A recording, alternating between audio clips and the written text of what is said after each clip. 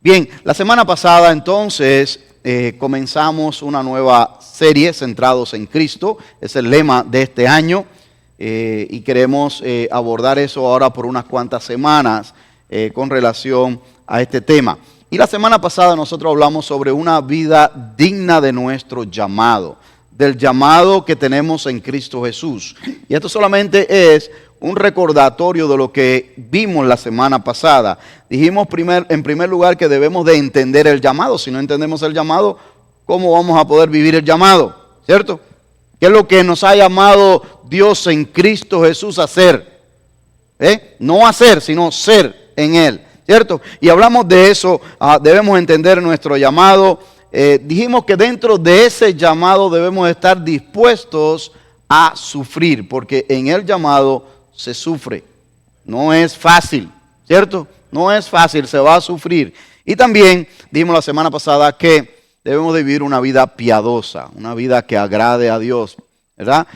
Así que terminamos la semana pasada diciendo que la dignidad del llamado consiste en dejar vivir a Cristo en nosotros.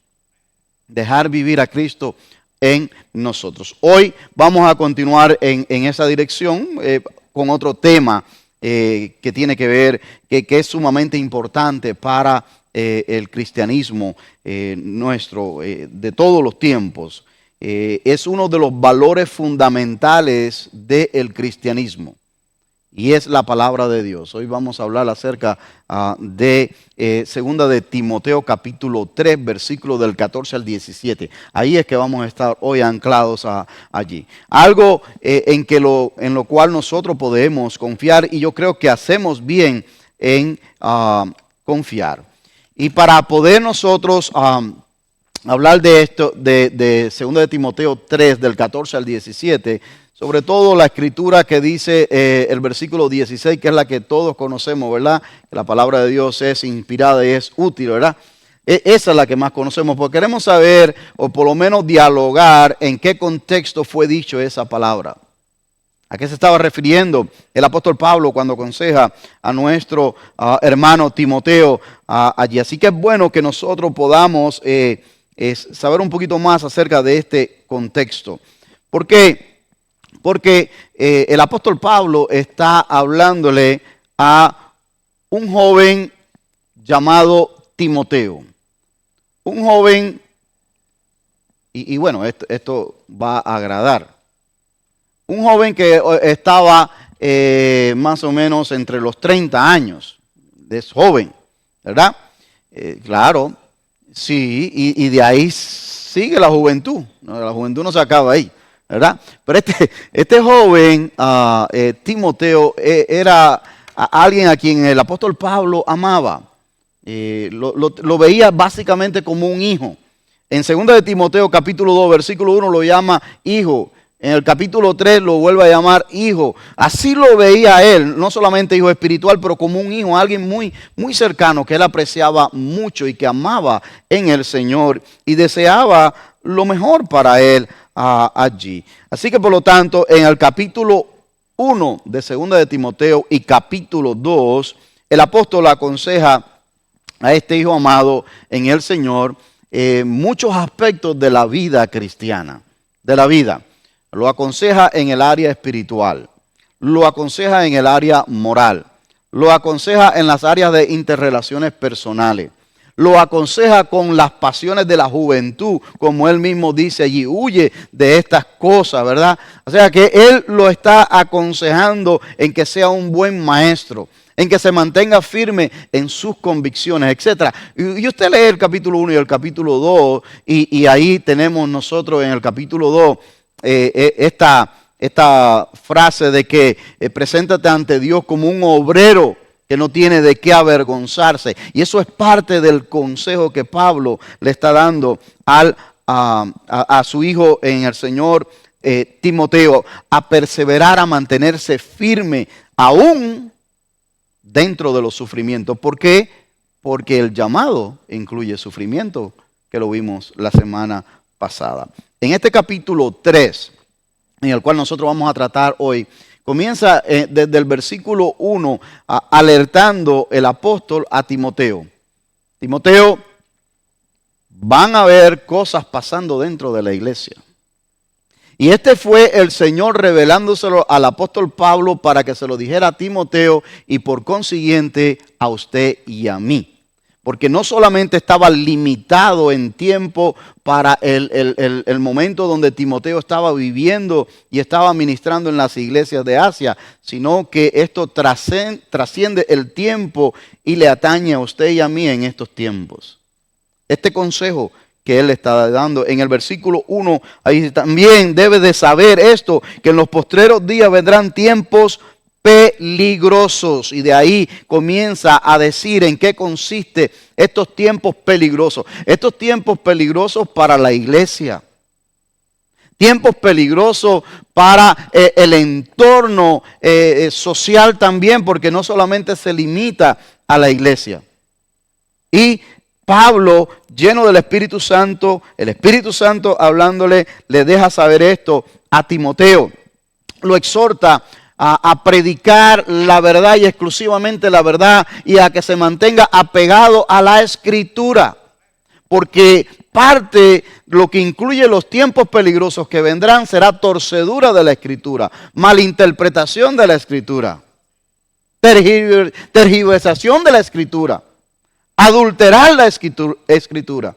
Entonces, parte de esos tiempos que Dios le deja ver allí por el Espíritu Santo al apóstol Pablo para que lo comparta con él, él le dice: tú mantente en lo que has aprendido y de quién los has aprendido, y mantente firme y fiel. El capítulo 3 habla de esto. El capítulo 4 también es una continuación de lo mismo que comienza en el capítulo 3. Esa palabra que se dio hace más de 2000 años en el caso del Nuevo Testamento, sigue siendo, hermanos, aún confiable, estable y fiel, digna de toda confianza. Esa palabra que el apóstol exhortó a Timoteo a guardar no solamente se limita a 2 de Timoteo ni a 1 de Timoteo, sino toda la palabra de Dios sigue siendo confiable, sigue siendo estable, sigue siendo fiel, mis hermanos. La Biblia, yo sé que usted conoce este dato, pero la Biblia sigue siendo el libro más vendido en el mundo históricamente. No hay otro, ni siquiera que le llegue cerca a la Biblia. La Biblia se escribió, algunos dicen que hace alrededor de 1500 años, otros dicen 1600. Más o menos entre 1500 y 1600 años en ese periodo de tiempo, en un periodo de tiempo de 1500 a 1600 años. Estamos hablando, hermano, más de un siglo y medio entre un libro y el último. Hay una buena distancia, hermano. ¿Qué es lo que quiere decir eso? Que al haber una buena distancia entre el primer libro que se escribe y el último libro que tenemos nosotros, hay mucho margen de tiempo para el error, para la manipulación. Mas en cambio la Biblia todavía mantiene esa unidad y el mismo mensaje. Entonces hay algo sobrenatural en esto. ¿Te das cuenta? La Biblia fue escrita por 40 personas diferentes. No solamente 40 personas diferentes, pero en diferentes periodos de tiempo. No solamente en diferentes periodos de tiempo, pero en diferentes niveles académicos. No solo algunos eran reyes como Salomón, otros eran pescadores como Pedro, otros eran entendidos en letras como Lucas, otros no lo eran. Entonces, hay 40 autores escribiendo de la palabra de Dios en un periodo de 1600 años, por quedarme con 1600. Y aún mantiene la unidad y la centralidad del mensaje de Dios. Eso es algo sobrenatural que no posee ningún otro libro en la historia. Es digna de confianza. Es digna de confianza, mis queridos hermanos. Según la Alianza Mundial Wycliffe, hasta septiembre del año pasado, 2024, la Biblia se ha traducido de forma completa en 756 idiomas. 756 idiomas. El Nuevo Testamento solamente se ha traducido a 1726 idiomas. Algunas porciones, ya sea del Antiguo Testamento o Nuevo Testamento, se ha traducido específicamente al Nuevo Testamento. Entiendo yo que es más hablando del Nuevo Testamento. Se ha traducido en diferentes lenguas y dialectos, sobre todo 1274. Dando un total entre traducción completa, Nuevo Testamento y algunas porciones del Nuevo Testamento para 3.756 traducciones en lenguas que se ha llevado la Biblia allí, hermano. Qué tremendo esto. Pero fíjense, con todos estos 3.756 traducciones que se ha hecho, de acuerdo al Ethnology, que es la fuente o el recurso que nos dice cuántas lenguas hay. Dice que hay 7.106 lenguas vivas, lo que se conoce como lenguas vivas, en el mundo hasta el 2020. 7.106. Si a esos 7.000 usted le resta allí los 3.750, pues nos deja allí con 3.350 lenguas vivas o dialectos que todavía no han sido alcanzados y que todavía no han recibido en su lengua materna una porcioncita, aunque sea pequeña, de la palabra de Dios. Hay trabajo todavía que hacer. Hay trabajo todavía que hacer. Es un esfuerzo digno de admiración, de respeto, el poder llevar el mensaje de Dios a personas que no han oído el mensaje de Dios en su lengua materna. Ahora, y usted se pregunta, ¿por qué el llevar el mensaje es tan importante? ¿Qué tiene la Biblia que la hace única? ¿Por qué tanto esfuerzo? ¿Por qué tanto recurso en traducciones? Eso es lo que Pablo le responde a Timoteo en lo que nosotros vamos a ver hoy, con relación a estas preguntas allí. De acuerdo a Barna Group es una encuestadora de Estados Unidos que se dedica pues a esto, a hacer encuestas, sobre todo en la parte religiosa, eclesiástica, ¿verdad? Y dice allí Barna Group que en Estados Unidos 9 de cada estadounidense tiene una Biblia en su poder. Eso está tremendo. 9 de cada estadounidense tiene una Biblia en su poder o en sus casas. Cuando se le preguntaron en esta encuestadora, ¿cuántas Biblias tienes en casa? Dijeron 4.7 fue el resultado que salió allí, pero más de 4 Biblias en casa. Por casa. Solamente piense usted en la suya. Piense usted en su casa. ¿Cuántas Biblias hay en su casa? No tenemos ni siquiera que ir a la encuestadora para esto. Tiene una el esposo, una la esposa, los hijos. A veces una persona tiene 2 y 3 porque le gusta de estudio, le gusta la otra, le gusta lo otro. Entonces no está muy lejos la encuestadora de lo que está diciendo realmente aquí. Donde viene el detalle grave, no es en cuántas Biblias tenemos en casa. El detalle viene en la otra pregunta que Barna Group hizo. Dice que Barna Group reveló que solo el 11% de los 100% encuestados lee la Biblia a diario. Ese es el problema. El 5% del 11% que lee la Biblia a diario, solamente el 5% lee la Biblia entre 4 o más veces por semana. De los 7 días, 4 veces o 5 veces. Solo el 5%. ¿Ok? El 9% la lee 2 o 3 veces. El 8% la lee una vez al mes. El 29% no la lee nunca. Eso arrojó este estudio. Pero hay otro estudio que este no lo hizo Barna Group. Este estudio lo hizo Centro de Compromiso Bíblico. Lo hizo con 40,000 personas entre las edades de 8 años hasta 80 años. Y mire lo que este estudio encontró con personas, y esto yo se lo he dicho anteriormente a ustedes, creo, con personas que leen la Biblia entre 4 veces a la semana o más. 4 es el tope, más es mejor, ¿verdad? Pero esto es lo que encontró este estudio allí. Dice que el sentimiento de soledad disminuye un 30% cuando una persona lee la Biblia 4 veces o más. Mire eso. Y eso es una de las cosas que realmente pega mucho en este país. La soledad. Porque hemos emigrado, porque hemos dejado atrás nuestra familia, nuestros países, nuestros amigos, porque salimos de un estado para otro.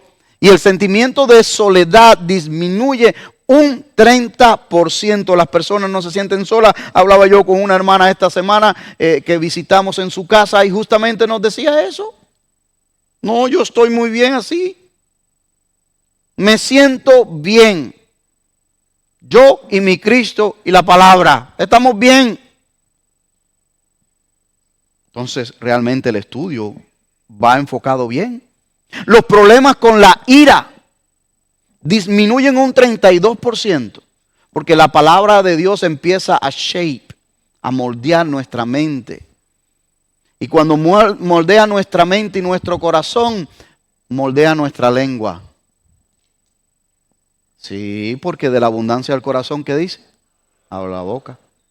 Entonces sí, la palabra de Dios tiene un efecto transformador en la vida de todos aquellos que la hacen de ella su pan diario. Porque dice la palabra de Dios que no solo de pan vivirá el hombre, sino de qué? De toda palabra que sale de la boca de Dios. ¿Ve? La amargura en relación al matrimonio y en la convivencia con los hijos tiene una caída del 40%. Aquellas personas que leen la Biblia 4 veces o más por semana. El alcoholismo disminuyó 57% en las personas encuestadas. Qué tremendo.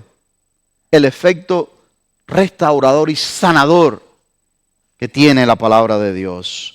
El sentimiento de estancamiento espiritual disminuyó, hermanos, un 60%.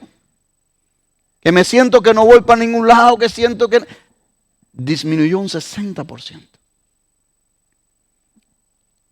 Y el contacto con la pornografía, una cosa que azota hoy y que no discrimina entre cristianos y no cristianos, ¿ok?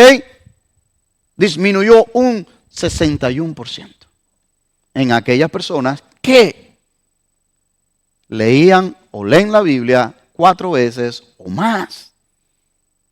Qué tremendo esto, hermano. Por eso, cuando vi estos datos, digo, no, yo tengo que compartírselos. Tengo que compartirlo porque hay tremendo beneficio en esto solamente. Y nosotros este año estamos en esta exhortación, esta motivación, en este reto o meta de leer la Biblia en un año. Y ahí vamos, ahí vamos. No se dé por vencido, hermano.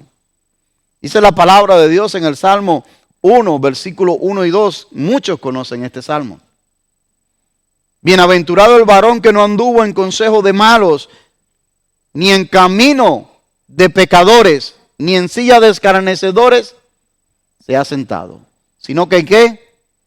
Que en la ley del Señor está ¿qué?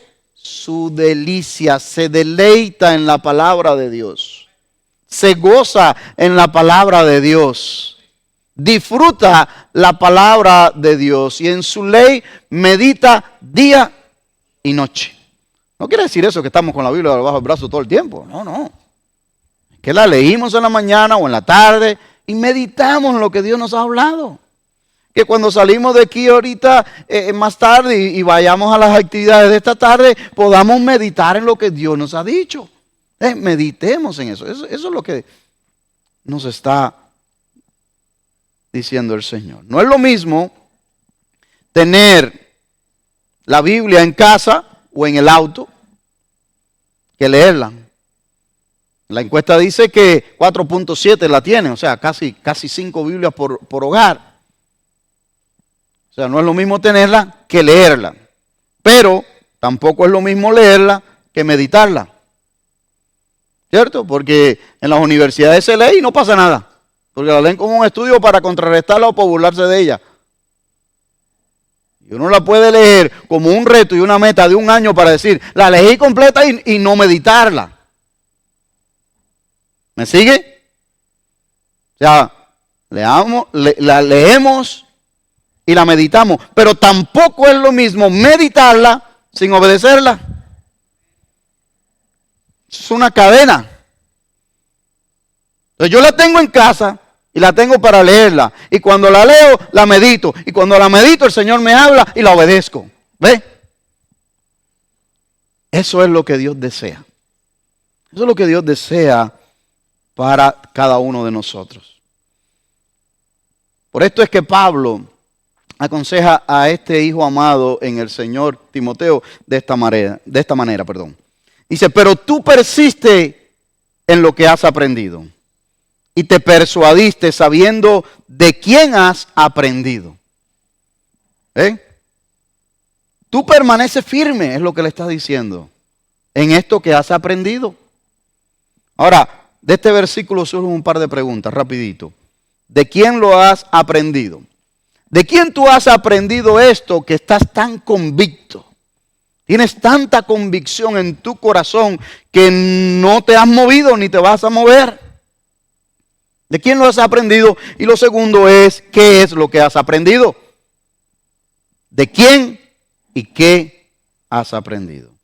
Allí nosotros vemos en 2 de Timoteo capítulo 1, versículo 5, si usted pasa un par de páginas la va a encontrar allí, que Timoteo era tercera generación de creyentes. ¿Por qué? Porque su abuela era creyente. Su abuela le enseñó a su madre, a la mamá de Timoteo, a su hija. Le enseñó la palabra de Dios, le estuvo allí y Timoteo lo recibió de su abuela y de su madre también. Entonces por eso Pablo le dice, recuerda de quién lo has aprendido. Tú tienes familia que ha venido educándote, enseñándose, que se ha esforzado para que tú aprendas la palabra de Dios. ¿Qué es lo que había aprendido Timoteo? Es la otra pregunta, que está aquí como dice el versículo. Pero tú persistes en lo que has aprendido. ¿Y de quién? Ya vimos de quién, pero ¿qué fue lo que aprendió? Pues la palabra de Dios. Pero ¿qué es lo que había en ese momento de la palabra de Dios? Porque no estaba el Nuevo Testamento. El Nuevo Testamento se estaba viviendo. El Nuevo Testamento se estaba recién escribiendo algunas de estas cartas. ¿Qué es lo que había aprendido Timoteo? La Torá, el Pentateuco, los profetas, los salmos, toda esa parte del Antiguo Testamento. Es lo que él había aprendido. Es lo que su abuela le había enseñado a su hija y lo que hacía a su vez su hija le había enseñado a su hijo. Eso es lo que él había aprendido. Pero el Antiguo Testamento era suficiente para una persona vivir con la esperanza de lo prometido, con la esperanza de lo porvenir, con la esperanza del Mesías. Porque eso es lo que esperaba Simeón cuando estaba en el templo. Dios le había dicho, te he prometido que no vas a ver muerte. Y muchas otras citas del Antiguo Testamento que están allí de promesas del que vendría el restaurador. Y ellos vivían esperando esto. Y Eunice y Loida, lo creyeron. Y se lo enseñaron a su hijo. Y cuando Pablo viene predicando esto y otros más que estuvieron predicándolo, ellas lo creyeron, que este Jesús que nació en Nazaret es realmente el Mesías prometido que hablaba el Antiguo Testamento. Ellas creyeron esto, creyeron la palabra del Señor. Hermanos, desde que nosotros observamos aquí en Malaquías, el último libro acá del Antiguo Testamento, o más bien lo que nosotros le llamamos el Antiguo Testamento, que es un periodo de tiempo, ¿verdad? Que era lo que tenía ellos en la mano para estudiar, para compartir, para permanecer fiel en ello, concluye con la promesa de que vendría algo mejor. Ese libro concluye con una promesa que vendría algo mejor. A él escuchar al profeta Elías, el precursor, él viene algo mejor, viene el cumplimiento.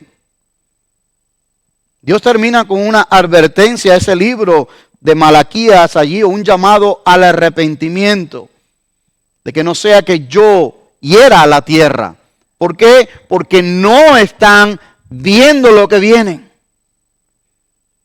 El Nuevo Testamento da inicio, o el nuevo pacto da inicio a un tiempo eclesiástico de la iglesia de bendición y de gozo. También sufrimiento, pero comienza con bendición allí en Mateo con el advenimiento de nuestro Señor Jesucristo.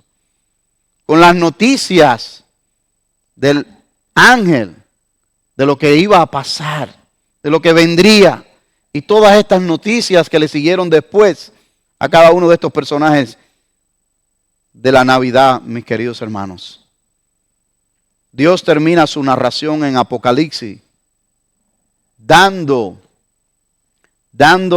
instrucción a no agregar o a no quitar de esta palabra que él había soplado e inspirado a los autores. O sea que el Antiguo Testamento viene hablando de lo que habría de venir. El Nuevo Testamento dice lo que habría de venir ya llegó, está aquí. ¿Verdad? Y en el último libro Dios dice ya está, lo que he dicho, no le quiten, no le agreguen, no cambien nada, está completo, está todo completo. En otras palabras, Dios está complacido con lo que dictó a sus siervos a través de la historia para el conocimiento de la humanidad. Ahí, en esta carta de Dios a la humanidad, está dicho todo lo que Él quiso decir. Todo lo que Él quiso decir. Ahora, nos preguntamos nosotros entonces, ¿qué son estas cosas tan valiosas que la Escritura nos puede enseñar? Bueno, la Escritura nos puede enseñar de todo, ¿cierto? De todas las áreas de la vida, la Escritura le puede enseñar. Nos puede enseñar. Usted piensa en una área de la vida y la Escritura tiene algo que decir con relación a eso.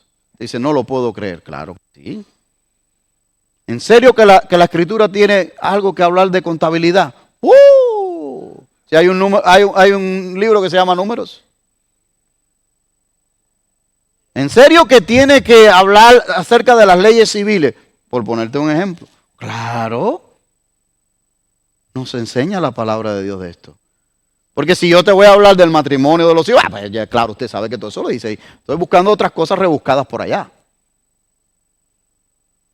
La Escritura tiene todo lo que usted y yo necesitamos para vivir correctamente y agradar a Dios. Mire lo que dicen los versículos del 15 al 17, porque leímos anteriormente el 14. Pero miren lo que dice del 15 al 17, y aquí están las cosas que quiero compartir con usted rapidito en este día sobre estas cosas valiosas. No se limita a esto, pero vamos a estar en este día. Y que desde la niñez, le dice el apóstol Pablo a Timoteo, siguiendo lo del 14, y que desde la niñez has sabido las sagradas escrituras, las cuales te pueden hacer sabio para la salvación por la fe que es en Cristo Jesús. Toda la Escritura es inspirada por Dios y útil para enseñar, para redarguir, para corregir, para instruir en justicia, a fin de que el hombre de Dios sea perfecto, enteramente preparado para toda buena obra. Hermano, lo primero que Timoteo le está diciendo, Pablo a Timoteo le está diciendo es que toda la escritura sirve para nuestra enseñanza. Toda la escritura sirve para nuestra enseñanza. No es solamente el Nuevo Testamento la que sirve para nuestra enseñanza.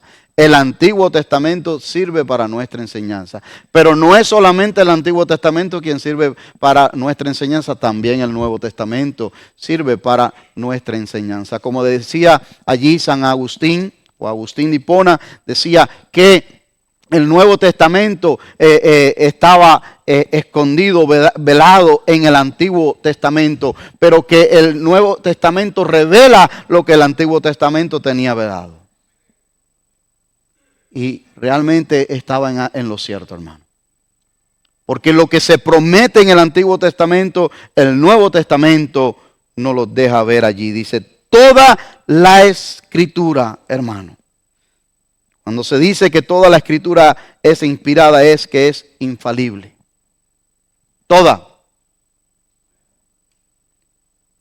Y usted dice, ¿en serio? Sí. ¿Y sabe por qué comencé diciéndole algunos datos de la Biblia? De que escrita en un periodo de tiempo de 1600 años por 40 autores de diferentes niveles, etcétera. Realmente se lo comenté porque sí, es verdad que en un periodo de 1600 años, 1500 hay tremendo margen para que haya errores. Pero es que en realidad, a pesar de que tuvieron 40 escritores, hay un solo autor. Hubieron 40 escritores, pero hay un solo autor y el autor se llama Dios, que fue quien la sopló, quien inspiró a cada uno de estos hombres. Porque dice la palabra de Dios en Primera de Pedro que ningún hombre, ninguna profecía que ha sido dada es de autoría humana, sino que los santos hombres, estoy parafraseando el versículo, cuando escribieron inspirados por Dios. Inspirados por Dios. Entonces realmente tiene un solo autor y se llama Dios mismo. Y por eso mantiene una consistencia. Si usted y yo encontramos una discrepancia, posible en nuestra mente error en la Biblia, hermano, quiero decirle con toda certeza y toda seguridad que el error está en nuestra interpretación y no de parte de Dios. Nuestra mente finita muchas veces no capta toda la esencia y todo lo que Dios ha transmitido allí. Pero la palabra de Dios es veraz. Es veraz, es confiable, es fiable. Y hacemos nosotros bien en confiar en ella. Hacemos nosotros bien para nuestra alma, para nuestra vida, para nuestra eternidad, en poner nuestra confianza en ella. Completamente, mis queridos hermanos. Toda la Escritura sirve para nuestra enseñanza. ¿Y qué nos enseña la palabra de Dios? Nos enseña tanto, pero no le voy a decir tanto. Pero en primer lugar, déjame decirte que nos enseña de la grandeza de Dios. Porque sabe, a veces el ser humano, como nosotros vivimos en un mundo caído, y pensamos que la Biblia se trata acerca de la salvación nuestra, de nosotros. Y eso es un aspecto que se trata en la Biblia, pero la Biblia se trata acerca de Dios, no de nosotros. Pero a veces nosotros pensamos que somos el centro del universo. Y el centro de la Biblia es Dios, y el centro del universo es Dios. Y la Biblia trata acerca de Dios. La Biblia enseña de la grandeza de Dios. Los salmos hablan de la grandeza de Dios. La Torá nos dice, o los primeros libros de la Biblia nos dice de las proezas de Dios en Egipto, en el Éxodo, en las conquistas de la tierra prometida. Josué habla acerca de esto, de la fidelidad de Dios a sus promesas. Job, Daniel, Nehemías, Esdras, Ruth, Samuel habla de la capacidad de Dios de mantener su pacto con aquellos que le temen.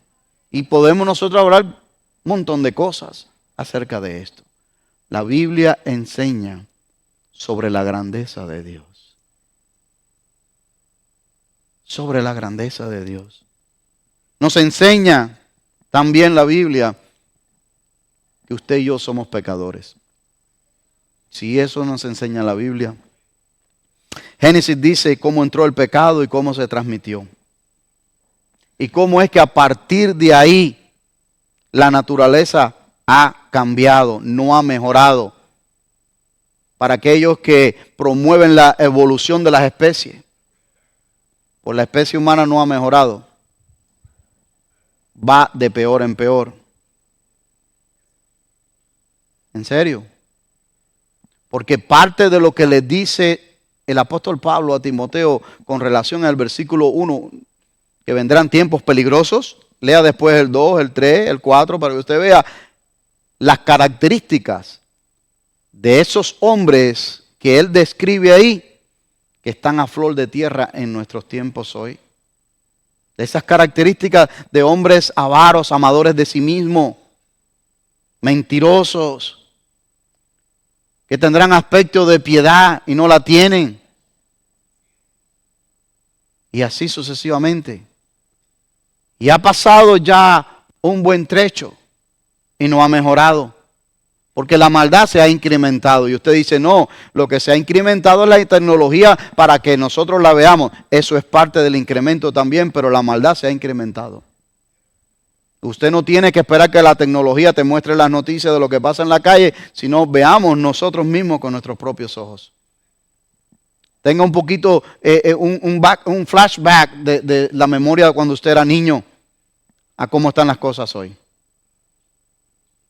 No tenemos que decir, porque ahora la tecnología te lo pone delante. Sí, esa es parte de la tecnología que nos lo pone delante lo que está pasando en el mundo entero. Pero lo que está pasando en el corazón del ser humano va cada vez en peor.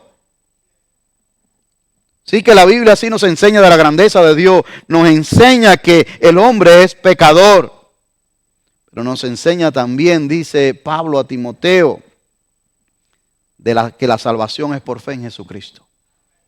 Eso dice la palabra de Dios aquí. Dice que desde la niñez has sabido las sagradas escrituras, las cuales te pueden hacer sabio para la salvación. Y Pablo, como erudito, como teólogo, como aquel que ha tenido un encuentro personal con el Señor Jesucristo, el cual se le ha revelado de una manera personal y magistral, le dice, y no es en ninguno otro, dice, sino la fe en ¿quién? En Cristo Jesús. O sea, no hay salvación fuera de Cristo Jesús. Dice, para salvación. Y Pablo le dice, en Cristo Jesús por la fe. Aquel hombre fariseo que con relación a obras nadie le ponía un pie delante. Según él mismo nos dice por la inspiración del Espíritu Santo. Y ahora este cambio radical en su vida. Y dice, por la fe en Cristo Jesús. Así que la Biblia es única. Es única. Es confiable porque nos habla de la grandeza de Dios, de que somos pecadores, pero nos enseña también cómo podemos ser salvos allí, hermanos. Ella nos dice cómo podemos reconciliarnos con Dios. Sí. Poner nuestra fe, nuestra esperanza, nuestra confianza en Dios. Ella trata con todos los aspectos de nuestra vida. Déjame decirle algo más. Toda la Escritura, toda, no solamente una, sirve para nuestra corrección también. Toda. Toda la Escritura sirve para nuestra enseñanza, pero toda la Escritura también sirve para nuestra corrección. Nos muestra lo que está mal en nuestras vidas. No es como el espejito mágico ese que flotaba y dime quién era la más bonita de esa. No. La Escritura es el espejo que nos deja ver cómo está nuestra alma, cómo está nuestra vida. Y no anda con rodeo, no anda con mentira, no anda pasándonos la mano. La Escritura misma nos dice, mírate aquí. Y por eso muchos intentan rechazarla, intentan cambiarla, intentan hacer muchas cosas porque no les gusta lo que la Escritura dice acerca de mí.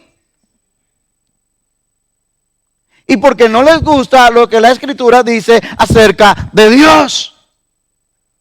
Y porque no les gusta lo que la Escritura dice acerca de la salvación, que es únicamente en Cristo Jesús. No les gusta. Tiene que haber otro camino, otra vía. Y no les gusta.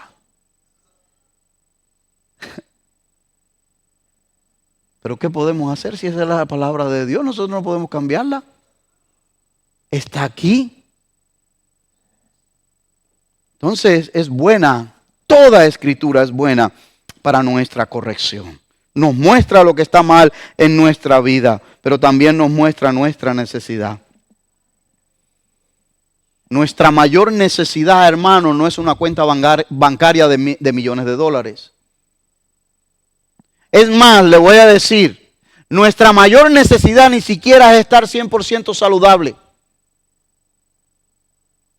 Porque en este mundo tendremos aflicciones. Porque estos cuerpos se van deteriorando. Es parte de la vida. Nos guste o no, nos duela o no. Eso es parte de. Nuestra mayor necesidad es Dios en nuestra vida. Esa es nuestra mayor necesidad. Y la Biblia nos las muestra. ¿Ves? La Escritura sirve para nuestra corrección porque nos muestra cómo podemos vivir correctamente con Dios. La palabra de Dios es la brújula, el GPS, el mapa, pero como dice la misma palabra, lumbrera a mis pies. ¿Cierto? Lumbrera a mis pies. Nos indica, nos guía por el camino el cual el hombre debe de andar. Sentido genérico, hombre. Eso hace la palabra de Dios. Por esto es única. Dice el versículo 16, para redarguir, para corregir, para instruir en justicia. La Escritura no tiene errores, por eso puede corregir, por eso puede instruir en justicia sin equivocarse. Y nosotros haríamos y hacemos bien si la obedecemos. Si la obedecemos, hermano. Déjame decirle un último aspecto de la Escritura. La Escritura moldea el carácter del hombre de Dios para que cumpla su propósito. ¿Ya? Por eso es que la encuestadora de Centros de Estudio Bíblico encontró que las personas que leen la Biblia 4 veces o más por semana disminuyeron todas estas cosas en sus vidas. Porque la Escritura cambió, transformó, como dice Romanos 12, versículo 2, transformó la manera de pensar, y a la hora de transformar la manera de pensar va transformando el corazón y va transformando nuestro behavior, nuestro comportamiento en nuestro trato con nuestra esposa, con nuestros hijos, con la familia, en el medio ambiente, en el trabajo. Y de ahí es que las personas dicen, oye, pero esta persona está diferente. Claro, porque ha habido un cambio. Dios está haciendo un cambio. En unos más paulatinos y otros más rápidos. Pero ese cambio está allí. Mire, dice el versículo 17. A fin de que el hombre de Dios, hablándole al creyente, sea perfecto, enteramente preparado para toda buena obra. Y aquí realmente encontramos uno de los propósitos especiales de la palabra de Dios. ¿O por qué Dios nos deja su palabra? Dios nos deja su palabra para prepararnos para toda buena obra. Pablo está diciendo que ningún hombre está preparado para servir a Dios adecuadamente en la obra del ministerio si no posee un conocimiento amplio de la palabra de Dios. De hecho, en alguna de las cartas o en una de las cartas dice el apóstol allí, no pongas a enseñar a quién, a un neófito, a alguien principiante, a alguien nuevo en la fe, que no ha sido instruido en la palabra de Dios. Cuando Apolo llegó fervoroso, con ganas de predicar el evangelio acerca de Cristo a todas aquellas personas. Pero había algunas cosas que estaban off, no estaban correctas. Y allí lo cogieron, ¿quién? Aquila, Priscila. Y comenzaron a enseñarle más adecuadamente la palabra del Señor. Hermano, independientemente de otras cualidades que posea el cristiano, debe contar con esta, porque esta es de suma importancia. Debe ser un estudioso cuidadoso y concienzudo de la palabra de Dios inspirada. Cuidadoso y con conciencia de la palabra de Dios. Hermano, tenemos una gran responsabilidad cuando usted y yo abrimos este libro y vamos a hablar sobre él. No piense usted que hablar de este libro para este servidor o cualquier otro servidor o los maestros de escuela dominical, los que dan devocionales. No piense usted que es llegar y abrir la Biblia y decir, bueno, deja ver en qué Dios me habla hoy. No, mi hermano. Eso lleva horas, horas y horas. No importa los años de experiencia que tenga. Decía el hermano pastor John MacArthur, que todavía a la edad de él y con la experiencia de él y los años de ministerio de él, todavía él tenía que dedicarle allí alrededor de 16 a 18 y a veces hasta 20 horas para traer un mensaje de 40 a 45 minutos. Porque es mucho el research que hay que hacer para tratar. No solamente el research, pero primero en oración y buscar la voluntad de Dios. Y después de estar seguro que esto es lo que Dios quiere hablar. Ver el contexto que se apegue a lo más cercano a lo que Dios está transmitiendo. Y ver esa audiencia. Entonces, esto es una gran responsabilidad, hermano. Por eso es que debemos de ser estudiosos de la palabra de Dios con conciencia, diligentes, aunque sea para nosotros mismos solamente. Aunque sea para nosotros mismos. Solamente de esta manera el hombre de Dios será perfecto. En el sentido de que estará completamente preparado para tan santa tarea, el compartir la palabra de Dios y la obra que Él ha preparado delante de Él.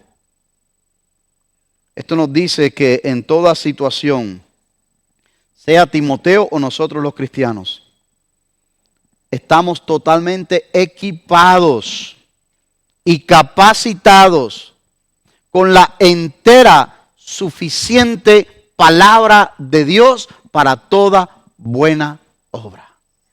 Sí, Señor. Estamos capacitados y equipados con la palabra de Dios. Ningún otro libro es tan indispensable, hermano. Ningún otro libro. Estaba tratando de acordarme de un autor europeo que es un autor, escritor de libros, muy famoso, pero no me acuerdo de su nombre ahora mismo. Me acuerdo solamente de esta parte, porque estaba leyendo acerca de él y me acuerdo de esta parte, de esta anécdota. Cuando le estaba llegando su muerte, y allí, pues imagínense, era un escritor, era una persona, un académico, tenía una librería, especialmente en estos tiempos antiguos, que eso abarcaba casi toda la casa. Y cuando le dice a una de las personas que lo estaban asistiendo allí, porque él ya estaba en cama, no se podía levantar, le dice, go to the library and bring me the book. Y entonces la persona, vete a la librería y tráeme el libro. La persona lo mira y le dice, ¿en serio? ¿El libro? Con tantos libros que tú tienes aquí en la casa y tú me estás diciendo que te vas y te busques el libro. Y este escritor, que no recuerdo su nombre ahora, perdonen, le dijo, no. En todos estos libros y en la librería del mundo entero hay un solo The Book. Hay un solo libro, que es el que el hombre que está muriendo necesita leer ahora. La Biblia. Tráeme la Biblia. the book. El libro. Hay algo especial en the book. En el libro. Hay algo especial en él.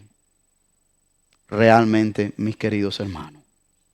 Primera de Pedro 1:22 dice: habiendo purificado vuestras almas por la obediencia a la verdad purifica, mediante el Espíritu, para el amor fraternal no fingido, amaos unos a otros entrañablemente de corazón puro, siendo renacidos. Escuche lo que sigue después de ese renacimiento, lo que nos hace renacer. El Espíritu usa la palabra y dice: no de simiente corruptible, sino de incorruptible por la palabra de Dios, que vive y permanece para siempre. Porque toda carne es como hierba, y toda la gloria del hombre como flor de la hierba. La hierba se seca y la flor se cae, mas la palabra del Señor, ¿qué hace? Permanece para siempre. Y me encanta cómo Pedro termina y dice: y esta es la palabra que por el evangelio, por las buenas noticias, os ha sido anunciada. Hermanos, qué maravilloso. Lo que usted y yo tenemos es el tesoro más grande. Esto es un tesoro. Por eso yo les he exhortado el año pasado, y cada vez que tengo oportunidad que toca este tema, se lo exhorto y se lo recuerdo más que nada. Guarde copias de esta hard copy. Guárdelas. Hard copy quiere decir en papel. Tangible. Tangible. Porque va a haber carencia de este libro físicamente. Porque lo electrónico es fácil de manipular, de toser, y especialmente con AI hoy, eso va a ser difícil. Oremos, hermanos. Demos gracias a Dios. Demos gracias y alabanzas a Dios siempre por el don de su palabra perfecta, preciosa, provechosa y poderosa. Demos gracias a Dios por eso. Oremos por un deseo más profundo de estudiar y aplicar las escrituras en cada área de nuestras vidas. No solamente estudiar, sino aplicar también en cada área de nuestras vidas. Oremos por valentía para compartir la verdad de las escrituras con otros, pero en amor. En amor y con sabiduría. Oremos para estar alertas, equipados para las buenas obras que Él ha preparado para usted y para mí. Termino con esta meditación que dice: Dios continúa soplando al oído sensible su palabra con diferentes propósitos. Unos para salvación, otros para transformación, otros para corrección, otros para redarguir. Pero Dios continúa, Dios el Espíritu Santo continúa soplando palabra en estos días. No para agregarle a la Biblia o para quitarle, sino para el uso suyo y mío en nuestras vidas. La pregunta en este día es esa que está en pantalla. ¿Lo estamos escuchando? Porque ahí es donde vendría toda la transformación. Si escuchamos y aplicamos. Vamos a orar y les quiero invitar a que no se vaya porque tenemos un bautismo. No del área de español, pero en inglés, y es solamente uno. Así que le ruego que no se vaya para que podamos celebrar lo que Dios está haciendo en este inicio de años. Y con eso también le quiero decir que si hay alguien entre nosotros que no se ha bautizado, por la razón que sea, y desea bautizarse, desea conocer más del bautismo, es decir, ¿sabes qué? Yo me quiero bautizar. Yo no me he bautizado. Yo quiero saber un poquito más de esto. Por favor, ahí están las tarjetitas delante de usted, de que he decidido. Llene una tarjetita de esa y démela, porque usted se quiere bautizar y me la da para ponernos de acuerdo y conversar. Vamos a orar. Padre, en el nombre de Jesús te damos gracias una vez más por este día. Te alabamos y te bendecimos, Señor.